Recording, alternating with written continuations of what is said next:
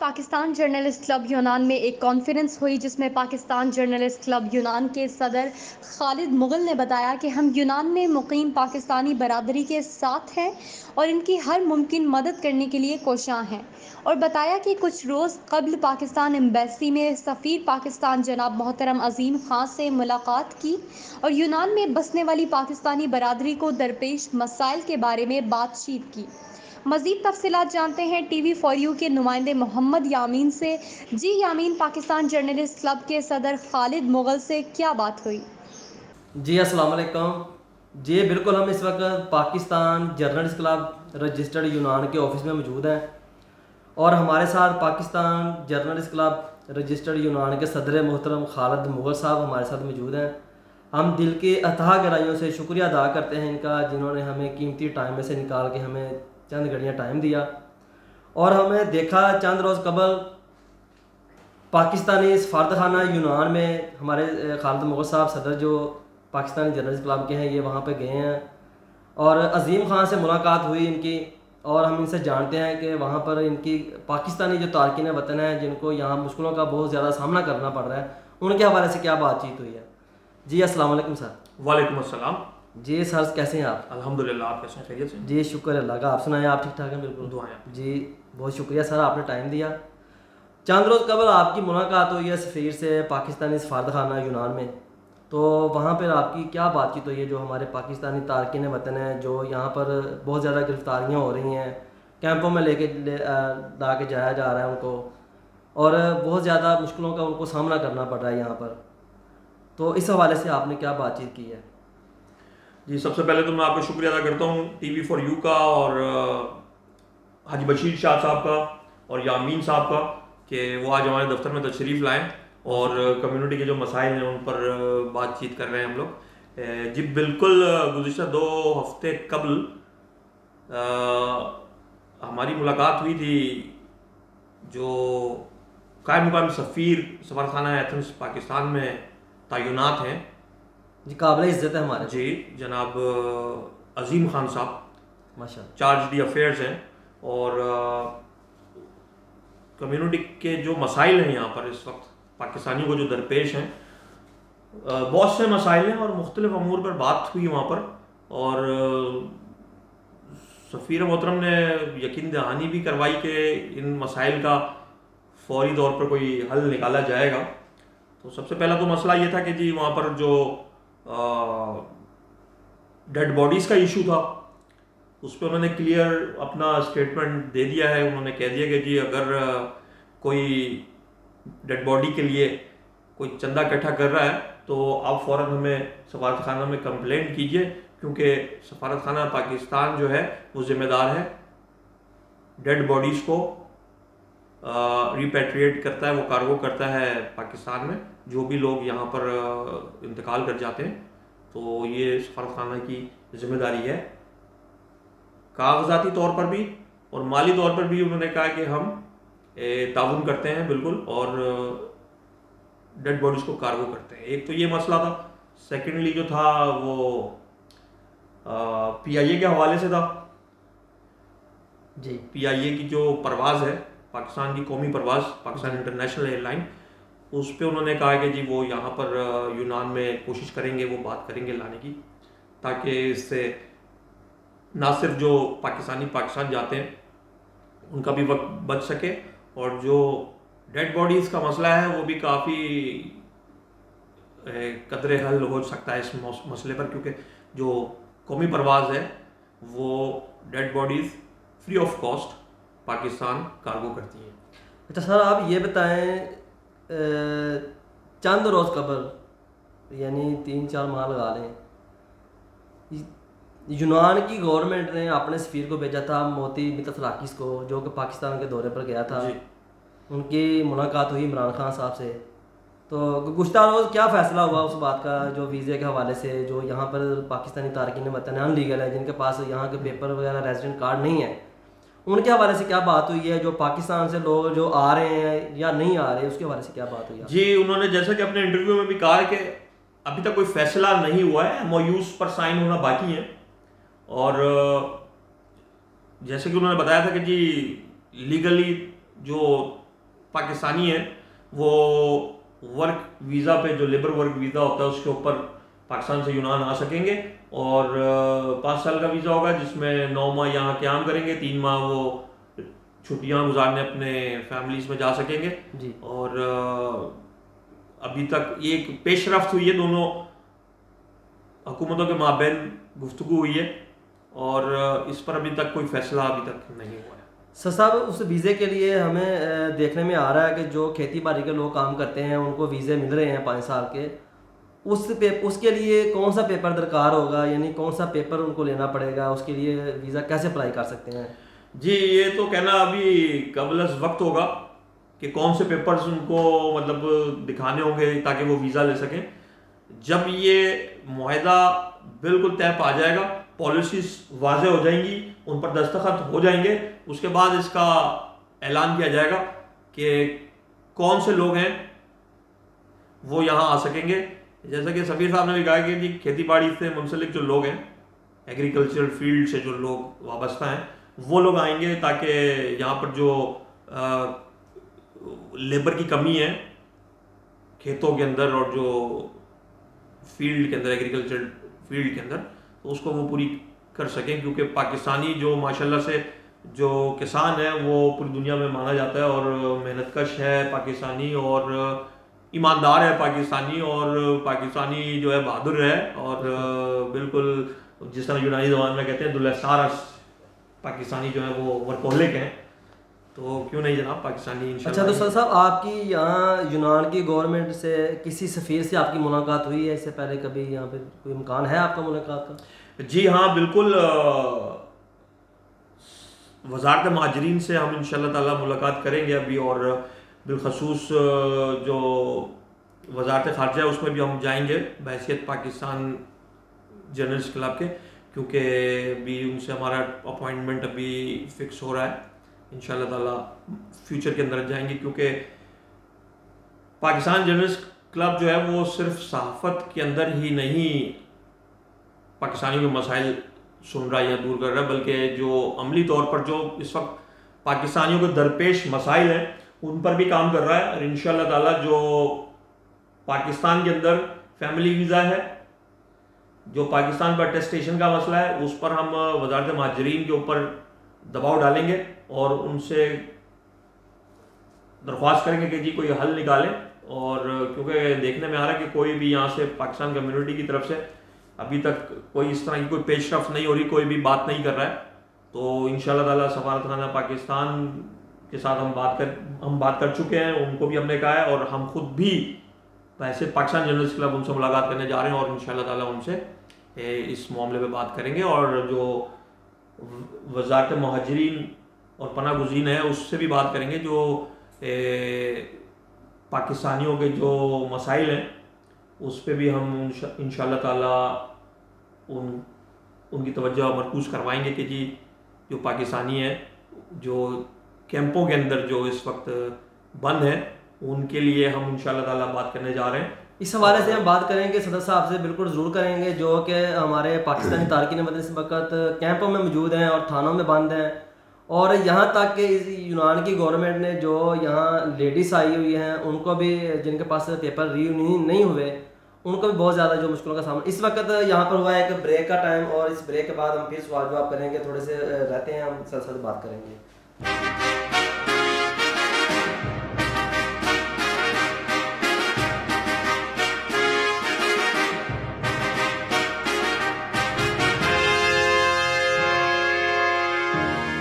तो जी नाज़रीन, हम ब्रेक के बाद वापस आ चुके हैं और हम सदर साहब से सवाल करते हैं। सदर साहब, आप ये बताएं कि जो बहुत कम उम्र के लड़के हैं पाकिस्तानी जो तारकीन वतन हैं, जिनकी 10 से 15 साल 20 साल एज है उनकी, तो यहाँ यूनान की गवर्नमेंट ने उनको भी नहीं छोड़ा, वो उनको भी ले गए हैं कैंपों में, कुछ बंद हैं, कुछ थानों में बंद हैं।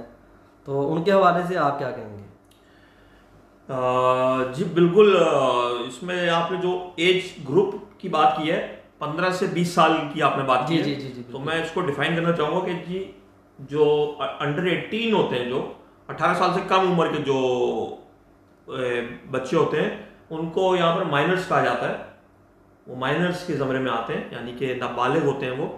और नाबालिग बच्चों का जो जिम्मेदार होता है वो यहाँ पर इसागिलिया होता है। इसागिलिया कहते हैं पब्लिक प्रोसिक्यूटर को जी। तो जो बच्चे 18 साल से कम उम्र के हैं जी, वो कैंपों के अंदर जब आते हैं, जब उनको गिरफ्तार किया जाता है कैंपों में आते हैं, तो उनको नाबालिग बच्चों के कैंपों में आने, लिकॉन उसको कहते हैं, नाबालिग बच्चों के कैंप में रखा जाता है जी, जो कि पुलिस की हिरासती मरकज होते हैं जो। जी, जी, वहां पर जो जब वो पहुंच जाते हैं तो वहां से फिर एनजीओ जो होती हैं वो उनको ले जाती है और शेल्टर के अंदर उनको, एक सेफ जोन होता है जिसको कहते हैं, वो शेल्टर भी होता है और शेल्टर अलग होता है, सेफ जोन अलग होता है। लेकिन अब वो सेफ जोन खत्म कर दिए गए, शेल्टर जो है शेल्टर्स में उनको ट्रांसफर कर दिया जाता है, जहां पर उनकी हिफ्ज़ान सेहत से मुतल्लिका अमूर और तालीम और तमाम चीज़ें, उनका खाने पीने का बंदोबस्त होता है। तो उनके लिए जो है वो कानून थोड़ा सा मुख्तलिफ है, और जो 18 साल से ज़ायद उम्र के लोग हैं, अफराद, उनके लिए कानून जो है वो यूनान में मुख्तलिफ है। सब जिनको यहाँ पे साइलिम कार्ड मिला हुआ है उनके भी देखने में आ रहा है काफ़ी लोग ऐसे हैं परेशानी का बहुत जो है ना वो मुश्किलों में इस वक्त परेशान है, उनको परेशानियों का बहुत ज़्यादा जो है सामना करना पड़ रहा है, उनको टाइम नहीं मिल रहा, आगे से कार्ड रिन्यू नहीं हो रहा है। उसके बारे में भी आपने को बात की है स्पीड से? देखिए जी, कार्ड जो आप बात कर रहे हैं वो उसको कहते हैं एप्लीकेंट फॉर असाइलम जी। तो किसी भी मुल्क का जो सफ़ीर होता है जी, वो पनाह गुज़ीनों के लिए बात नहीं करता है। जी। तो सफारत खाना पाकिस्तान की जिम्मेदारी बिल्कुल नहीं बनती कि जो असाइलम सीकर्स हैं उनके लिए वजारतों में जाकर या असाइलम सर्विसेज में जाकर सफारत खाना पाकिस्तान बात करें, क्योंकि वो एक सफारत खाना जो एक सरकारी इदारा है जी, गवर्नमेंट ऑफ पाकिस्तान है यहाँ पर। और जब एक पनाह गुज़ीन या पनाह का मुतलाशी जो है वो जाकर हुकूमत यूनान से पनाह मांग रहा है कि जी मेरी जान को खतरा है पाकिस्तान में, पाकिस्तान हुकूमत मेरी जान की हिफाजत नहीं कर सकती, तो ऐसे में तो पाकिस्तान सफारत खाना जो है तो नहीं जाएगा उनके लिए बात करने के लिए ना। तो ये दोनों चीज़ें जो है मुतजाद चीज़ें हैं ये। यानी कि हाँ, अगर उनके कार्ड जो है वो रिन्यू नहीं हो रहे, वो ये एक अलग चैप्टर है। उसके लिए असाइलम सर्विसेज डिपार्टमेंट जो है वो जब एप्लीकेंट आता है, दरखास्त देंदा जब आता है दरखास्त देता है तो उसको एक कार्ड जारी कर देते हैं रेड कलर का। जी, जी, जी। और उस पर वो बता देते हैं कि जी इसको इतने वक्त के बाद आपने इसको रिन्यू कराना है, और इंटरव्यू भी होता है उसमें। तो उसका सिलसिला ये है कि जी वो पहला इंटरव्यू जो होता है वो, जिसको हम बड़ा इंटरव्यू भी कहते हैं, वो इंटरव्यू जाए वो दे, अगर वो पास हो जाता है तो उसको तमाम मराहत और हकूक मिल जाते हैं बैसियत के पनाह गुज़ीन के। अगर नहीं होता है तो उसके पास एक नेक्स्ट लास्ट चांस होता है, वो अपील कर सकता है, प्रोस्फीगी जिसे कहते हैं हम, अपील कर सकता है। और अपील के लिए वो उनको एक डेट देते हैं। अपील सेंटर जो है वो कमेटी होती है जी, अपील कमेटी, वो अलग होती है, वहाँ पर उसको जाना होता है, उनके रूबरू खड़ा होना पड़ता है। तो वो अपील कमेटी के अंदर जो अपील होती है उसका जो पुराना केस जिसके ऊपर एक फैसला जारी किया जाता है कि ये जी रिजेक्ट है, उसी केस को वो इंटरव्यू नहीं लेते। अगर जरूरत समझे तो वो बता देते हैं कि हम इंटरव्यू लेंगे 10-15 दिन पहले, लेकिन वो उसी केस को दोबारा रिव्यू करते हैं और ये उसको फिर एक नया फैसला देते हैं। वो फैसला येस और नो दोनों में हो सकता है। बिल्कुल उसी तरह जिस तरह से क्रिकेट के अंदर आप देखते हैं कि कोई आउट हो जाता है तो वो कहते हैं कि मैं आउट नहीं, मैं थर्ड एम्पायर का डिसीजन लूंगा।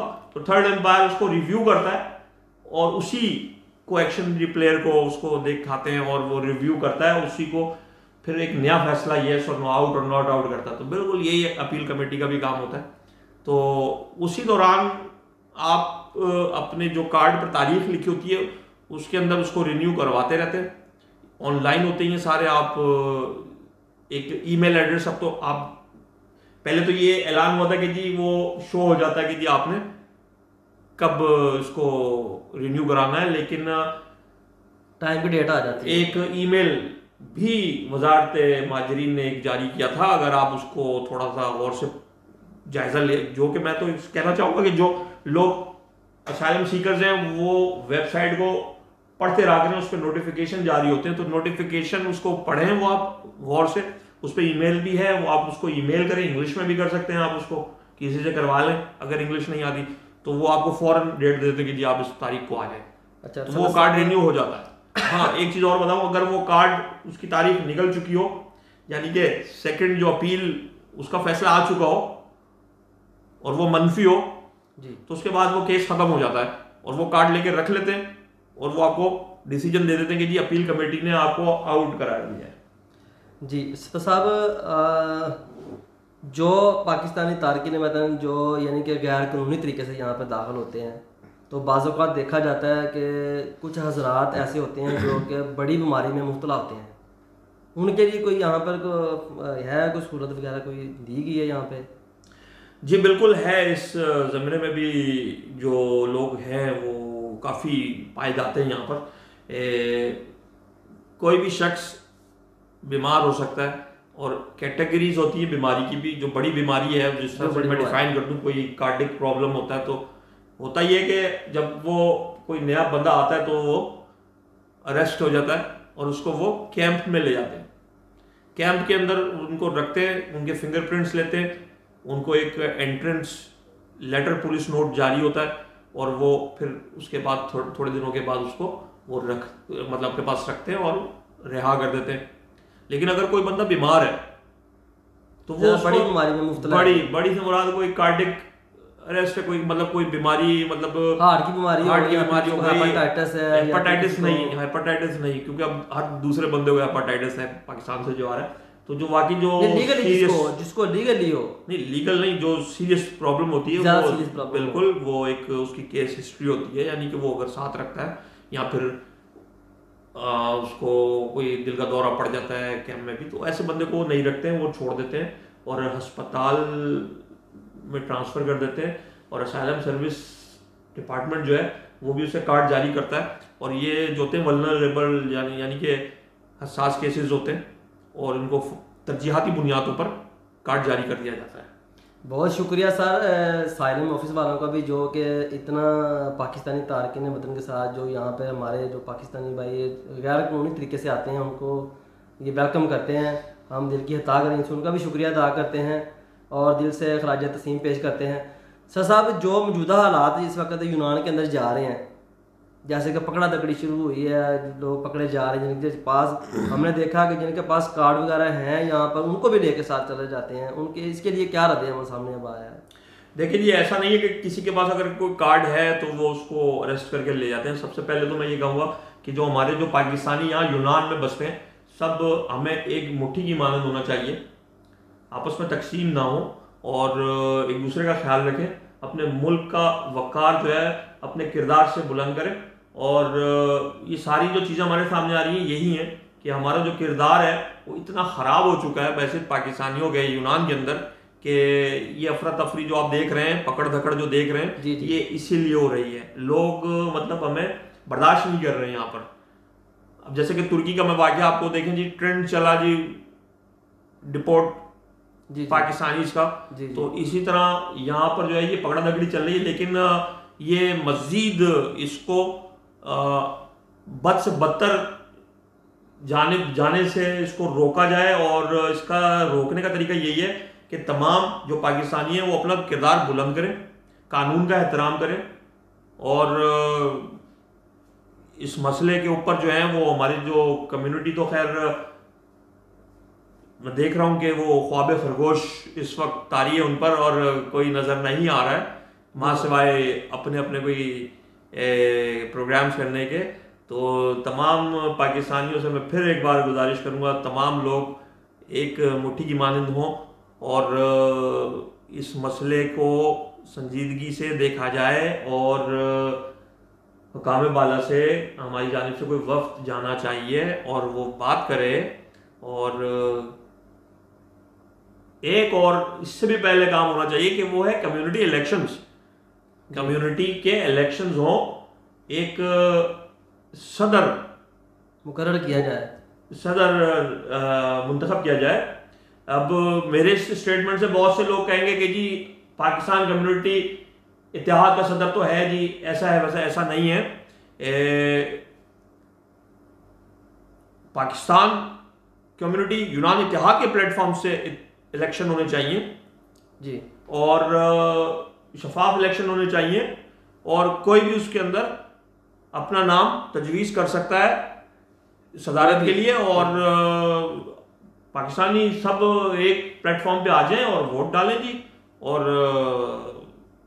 इलेक्शन करवाएं और सदर मुंतखब करें, और वो ताकि वो मसाइल पर गिरफ्त हासिल कर सके। अच्छा साहब, एक बात बताएं, आप गुज़श्ता साल हमने देखा कि यहाँ पर जैसे कि आउट ऑफ कंट्री से यहाँ पर टूरिस्ट आते हैं बहुत ज़्यादा की तादाद में यूनान में, तो हमने देखा कि काफ़ी ज़्यादा जो कंप्लेन है वो पाकिस्तानियों की, और ज़रूरी नहीं कि सिर्फ पाकिस्तानी हैं, इसमें बांग्लादेशी भी शामिल हैं, इंडिया के भी लोग शामिल हैं, इसके अलावा और अफ़गानिस्तान के भी शामिल हैं। तो इनके लिए जो है ना वो कंप्लेन बहुत ज़्यादा की तादाद में आई थी। तो क्या उस वजह से तो नहीं यहाँ पर पकड़ा तकड़ी शुरू हो गई कि टूरिस्ट अब आना शुरू हो गया, तो उस वजह से ये जो हमारे पाकिस्तानी तारकीन वतन हैं जो गैर तरीके से यहाँ पर आए हैं और दूसरों मुल्कों के भी, उनको भी गिरफ्तार किया जा रहा है और डिपोर्ट किया जा रहा है? देखिए जी, अच्छे और बुरे जो लोग होते हैं वो हर मुल्क में पाए जाते हैं, हर कम्युनिटी में पाए जाते हैं, हर जगह पाए जाते हैं, यूनानियों में भी पाए जाते हैं। तो सिर्फ के पाकिस्तानी बुरे हैं ऐसा नहीं है। जी जी, मैं किसी के मुल्क का नाम नहीं लूँगा और ना किसी को पॉइंट आउट करूँगा कि ज़्यादातर यही मसले मसाइल देखने में आते हैं कि जब किसी के पेट में भूख हो, उसके पास काम ना हो और वो घबराता हो कि वो बाहर निकलेगा और उसके ऊपर पुलिस झपट्टा मारेगी क्योंकि वो इलीगल है, उसके पास कागजात ना हो। जी जी, तो ऐसे में उसने जिंदा तो रहना है, बिल्कुल। तो वो जो चाहे फिर वो उसका बस बनता है वो करेगा। दुनिया की जो बड़ी माफिया है, जो रशियन माफिया है, वो किस तरह वजूद में आई? भूख से। भूख थी और उनका कोई पुरसाने हाल ना था तो रशियन माफिया जो थी वो वजूद में आ गई।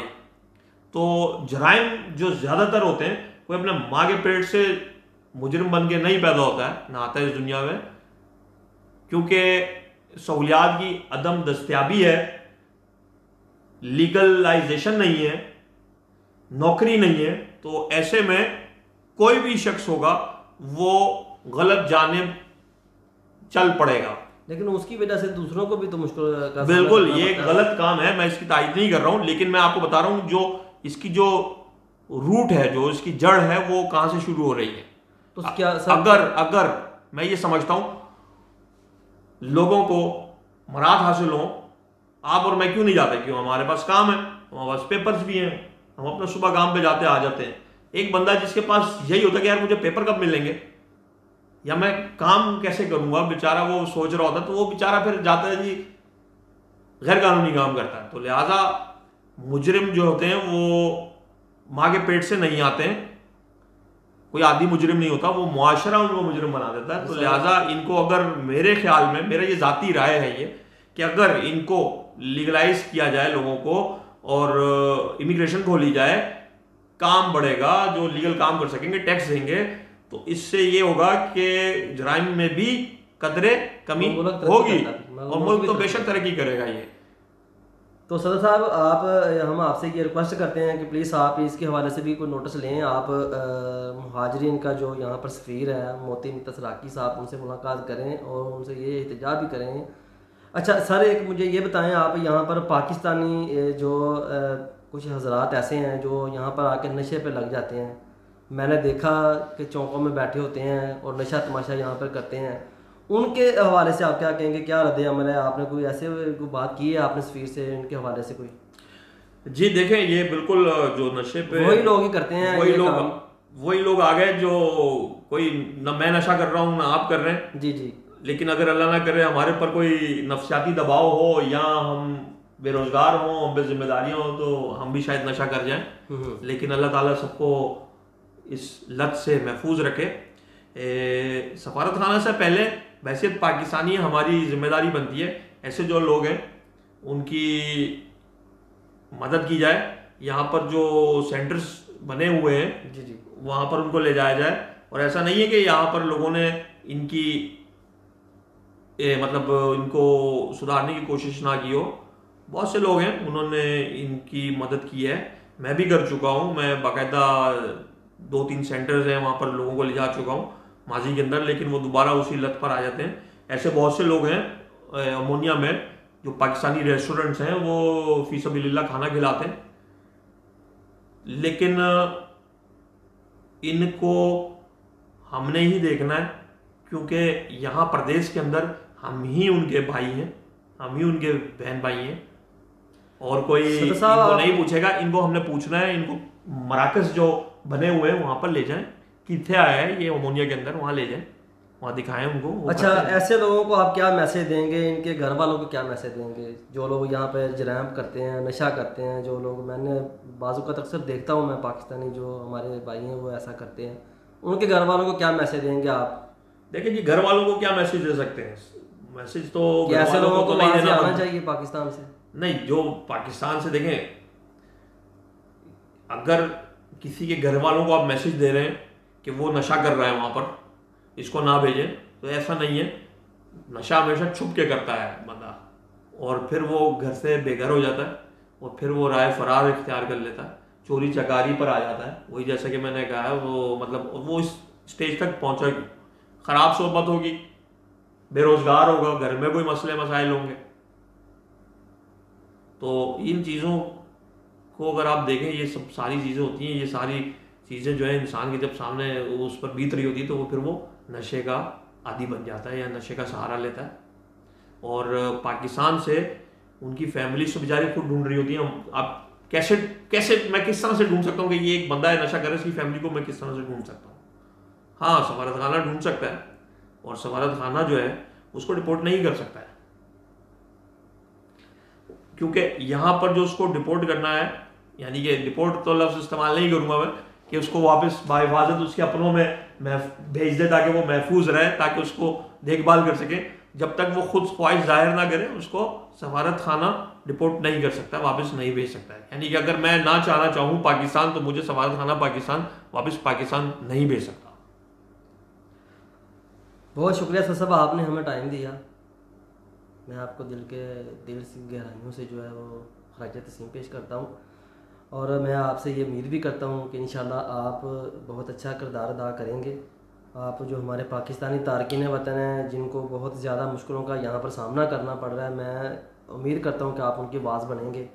और ये वीज़े के हवाले से जो बातचीत चल रही थी, इसके हवाले से भी आप जो है वो इंशाल्लाह इसके भी ऊपर भी कुछ सोचेंगे। जी, इंशाल्लाह ताला। पाकिस्तान जर्नलिस्ट क्लब जो है वो यूनान में जो पाकिस्तानी कम्युनिटी को मसाइल दरपेश हैं उस पर अल्हम्दुलिल्लाह काम कर रहा है, और वजारतों में भी मुलाकातें अभी शुरू होने वाली हैं।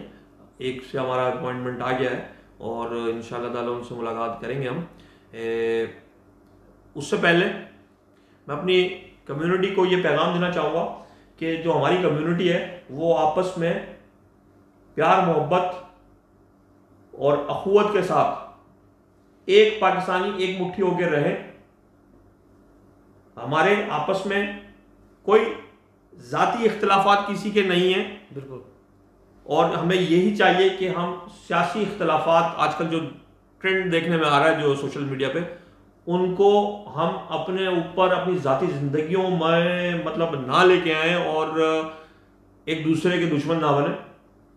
हम यहाँ पर सब पाकिस्तानी हैं, और हमें अपने मुल्क का नाम बुलंद करना है। पाकिस्तान को बहुत से मसाइल दरपेश हैं, पाकिस्तान के अंदर जो पाकिस्तानी रह रहे हैं उनको भी, और जो पाकिस्तानी दायरे गैर में यहाँ यूनान में रह रहे हैं उनको भी।